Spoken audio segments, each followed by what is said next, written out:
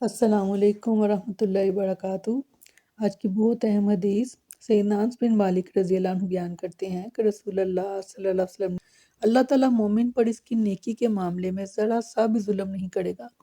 اس کو اس کی نیکی کا بدلہ دنیا میں بھی دیا جائے گا اور آخرت میں بھی دیا جائے گا، اور کافر نے جو عمل اللہ کے لیے کیے ہوں گے تو اس کو ان نیک اعمال کا بدلہ دنیا ہی میں دے دیا جائے گا، یہاں تک کہ جب وہ آخرت میں پہنچے گا تو اس کی کوئی نیکی باقی نہیں ہوگی کہ جس کا ایسے بدلہ دیا جائے۔ بہت اہم حدیث۔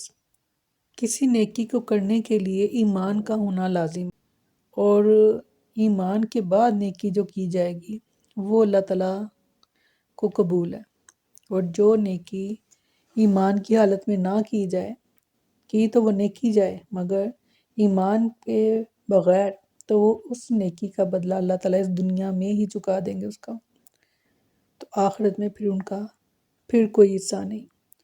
یعنی ایمان کے بعد کی نیکی اللہ کو قبول ہے، ایمان کے بغیر نیک عمل بھی اللہ کو قبول نہیں۔ اللہ تعالیٰ ہم سب کے ایمان کو سلامت رکھے، آمین ثم آمین۔ السلام علیکم ورحمۃ اللہ وبرکاتہ۔